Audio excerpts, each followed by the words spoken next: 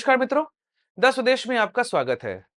मधुबनी में प्रधानमंत्री नरेंद्र मोदी जनसभा को संबोधित कर रहे थे और उन्होंने वहां पर कहा, मिट्टी में मिलाने का वक्त आ चुका है। कल्पना से परे जाकर सजा देंगे। यह बयान याद करा गया योगी आदित्यनाथ के उस बयान की जो उन्होंने उत्तर प्रदेश विधानसभा में दिया था। उमेश पाल हत्याकांड के बाद जब अखिलेश यादव उनको विधानसभा में घेर रहे तब उन्होंने कहा था, इस माफिया को मिट्टी में मिला देंगे। कुछ ऐसा ही बयान यहां पर हमको सुनने को मिल रहा है प्रधानमंत्री नरेंद्र मोदी के माध्यम से। वैसे ऐसा एक्शन लेना जरूरी भी है जहां पर पाकिस्तान की रूह कांप जाए। आपने देखा होगा कि अभी आईएनएस विक्रांत उसको उतार दिया गया है अरेबियन सी में और मिसाइल परीक्षण किया जा रहा है। दिशा वही रखी गई जिधर पाकिस्तान है।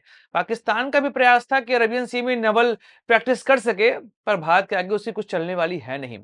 वैसे भी पूरे विश्व में भारत की नौसेना काफी अच्छी मानी जाती है। हो सकता है एक बार तुम आर्मी से मुकाबला कर जाओ, एयरफोर्स से मुकाबला कर जाओ, लेकिन नेवी तुम आसपास भी नहीं टिक रहे हो हमारे। और अगर 2019 से तुलना करें ना, उस समय तुम्हारे F-16 को हमारे मिराज ने गिरा दिया था। आज तो हम तुमसे 150 गुना आगे जा चुके हैं। मतलब अगर कहा जाए 2019 में हम 10% थे, तो आज हम 150% हो चुके हैं। जब से राफेल हमारे वायुसेना में शामिल हुआ है ना, उसके बाद से हिम्मत नहीं रह गई है कि अब तुम यहां कुछ कर पाओ। वैसे भी पाकिस्तान से यहां पर बदला लेना जरूरी है। कारण यह है कि जब से पाकिस्तान बना है, भारत हमेशा परेशान ही रहा है। 1947 में पाकिस्तान का निर्माण हुआ नफरत की नींव पर। आज उस नींव का खामियाजा भुगत रहा है भारत। 1948 में पहली बार पाकिस्तानी सेना ने कबीलाइयों की मदद से जम्मू कश्मीर में हमला किया था। तब महाराजा हरि सिंह भागते हुए आए थे सरदार जी के पास, कहे हमको बचा लो। तब सरदार जी ने यहां से भारतीय आर्मी भेजी और कश्मीर का एनेक्सेशन हुआ था भारत में। 1948 में बना हुआ जो आप बॉर्डर देखते हैं ना, वही आज एलओसी कहलाता है। तो पाकिस्तान उस समय से भारत के नासूर बना हुआ है। इस नासूर को अब खत्म करना जरूरी है। 1948, 1965, 1971, 1999 ये तो बड़े युद्ध हैं। जो छोटे छोटे प्रॉक्सी वॉर हम लोग लगातार लड़ते चले आए हैं, उनकी तो गिनती ही नहीं है। पाकिस्तान समर्थन आतंकवाद ने भारत को कितना परेशान किया है, ये जाके आप कश्मीरी पंडितों से पूछ सकते हैं। 2004 से लेकर 2014 तक जितने हमले भारत में हुआ करते थे, उसके बारे में गिनती ही नहीं है। 2008 में हुआ मुंबई हमला, यह तो अपने आप में बहुत खतरनाक रहा है। याद होगा अटल जी की सरकार के समय जब हाईजैक हुआ था हमारा प्लेन, उसको कौन भूल सकता है। जब जब कोई बड़ा नेता विदेश का भारत आता है, तब तब पाकिस्तान के ये आतंकवादी कोशिश करते हैं भारत में स्थिरता पैदा करने की। चाहे बिल क्लिंटन आए रहे हो, चाहे डोनाल्ड ट्रंप आए रहे हो, चाहे भी जेडी वांस आए हो, हर बार यही प्रयास किया गया है कि भारत में स्थिरता पैदा की जाए और इसको एक न्यूज बनाया जाए विश्व मीडिया में। लेकिन अब समय आ गया है बदला लेने का। भारत ने कल 5 बड़े फैसले किए हैं। यह सभी फैसले स्ट्रेटेजिक मूव कहला सकते हैं, जिसमें हमने सिंधु जल जो हमारा संधि हुआ था, उसको हमने खत्म कर दिया। दोनों देशों में जो हमारे दूतावास थे, उनको बंद कर दिया गया तरीके से। वीजा खत्म कर दिया गया, अटारी बॉर्डर बंद कर दिया गया। लेकिन हमको इससे बढ़कर एक्शन लेना पड़ेगा। पाकिस्तान ने अभी धमकी दी है कि शिमला समझौता वो रद्द कर देंगे।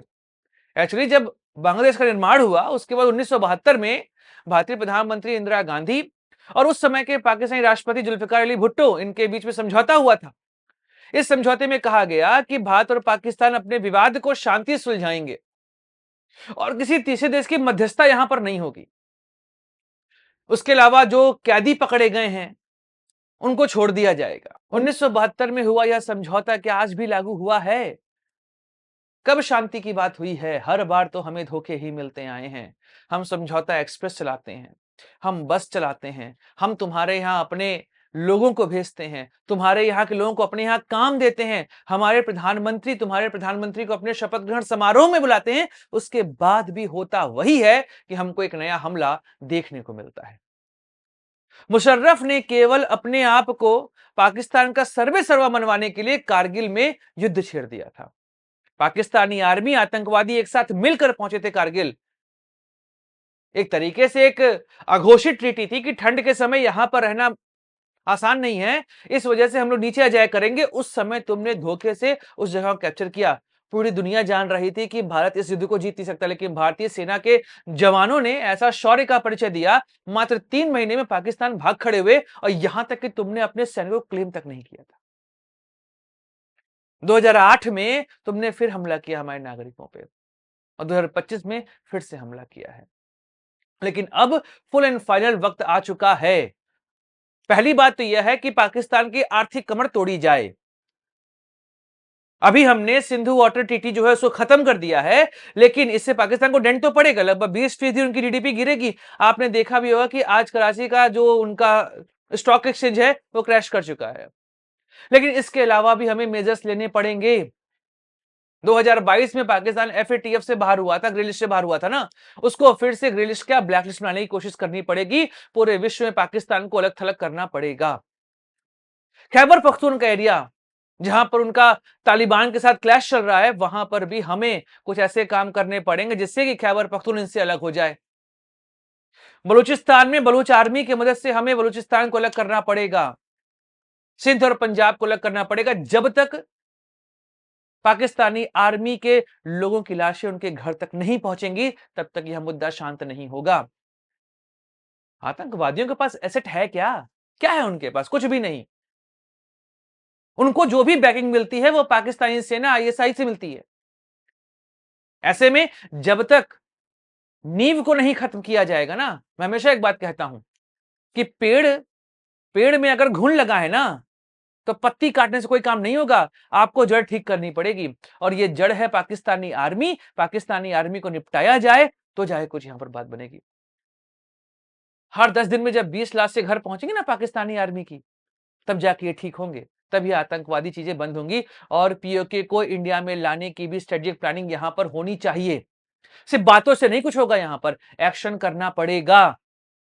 उरी पुलवामा के बाद हमने सर्जिकल स्ट्राइक करी, बालाकोट एयर स्ट्राइक करी, लेकिन उससे बहुत बड़ा इफेक्ट नहीं पड़ा। ये फिर से वही काम करना शुरू कर दिए।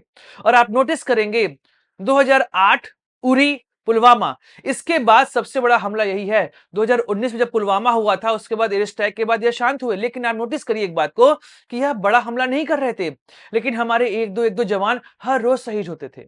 साल भर में 50-100 हमारे जवान शहीद हो जाते थे केवल इस वजह से। क्या हमारा खून तभी खौलेगा जब एक साथ 100 लोग मरेंगे? आखिर कब तक हम लाशें अपनी उंगलियों पे गिनते रहेंगे? हमें बदला लेना होगा और ऐसा लेना होगा यहां बदला कि आने वाली नस्लें याद रखें कि हां, अब भारत से यहां पर हमें नहीं भिड़ना है। या तो वह ठीक हो जाएंगे या तो खंड खंड हो जाएंगे। इसके अलावा कोई और ऑप्शन नहीं है। एक मजबूत देश अन्य देशों के बारे में नहीं सोचता है। एक मजबूत देश हमेशा एक्ट करता है। अमेरिका ने अफगानिस्तान में ओसामा बिन लादेन को मारने से पहले पूछा था किसी से? घुस गए थे ना मारने के लिए। रूस ने यूक्रेन पे हमला किया क्रीमिया वाले इशू पर, क्या पूछा किसी से? चीन जो अपने यहां लोगों के साथ कर रहा है, किसी से पूछा है उसने? तो एक भारत जैसा देश जो अपने आप में शक्तिशाली, वो क्यों किसी से पूछेगा? उसको अपना एक्शन यहां पे सीधे सीधे करना चाहिए। बात खत्म। हमें किसी से सहमति की आवश्यकता नहीं है। हमें यहां पर एक्ट करना पड़ेगा और ऐसे एक्ट करना पड़ेगा कि आने वाली नस्लें उनकी याद रखें कि भारत से दोबारा नहीं भिड़ना है। या तो उनको 4 पार्ट में तोड़ दो, या तो इस बार ऐसा एक्शन लो कि वो सुधर जाएं और दोबारा ऐसा करने की हिम्मत ना करें। लेकिन बात वही है ना, 1947 में मोहम्मद जिन्ना ने जिस नफरत के बीच और पाकिस्तान को तैयार किया है ना, उसका इफेक्ट आज हमको दिखाई दे रहा है कि पाकिस्तान खुद तो बर्बाद हो चुका है, वो हमको भी बर्बाद करना चाहता है। जम्मू कश्मीर जो कि एक समय भारत से अलग थलग हमको दिखाई देता था, 370 हटने के बाद वहां पे धीमे धीमे चीजें ठीक होने लगी। वंदे भारत चल रही है, लोग टूरिज्म, मतलब आप सोचिए 2020 में मात्र 35 लाख लोग गए थे कश्मीर, आज वह संख्या 2.5 करोड़ पहुंचने वाली है। इकोनॉमी को बूस्ट मिलने वाला है और उस समय ऐसी घटना हुई है। तो सीधी बात है कि यह सोचना पड़ेगा कि आखिर यह घटना इस समय क्यों हो रही है और इसके मुकाबले के लिए नरेंद्र मोदी को अपनी पूरी टास्क फोर्स उतार देनी चाहिए और हो सके तो अपनी तीनों सेनाओं का यूज करो। एक बार आपने आर्मी का यूज किया सर्जिकल स्ट्राइक में, बालाकोट में आपने यूज किया केवल अपनी एयरफोर्स का, लेकिन इस बार मौका है अपने नेवी, एयरफोर्स और आर्मी तीनों को साथ यूज करो कि ये खंड खंड हो जाएं। अब बहुत हुआ, अब लाशें नहीं गिननी है, अब उनको लाशें गिनवानी है। जय हिंद, वंदे मातरम। दोस्तों, 10 स्वदेश एक मंच है जहां पर हम निष्पक्ष पॉलिटिकल एनालिसिस करते हैं। अगर आपको हमारा पॉलिटिकल एनालिसिस पसंद आता है तो आप यूपीआई के माध्यम से हमारी मदद भी कर सकते हैं। बाकी हमारे चैनल को सब्सक्राइब करिए, वीडियो को लाइक करिए और वीडियो को शेयर जरूर करिए।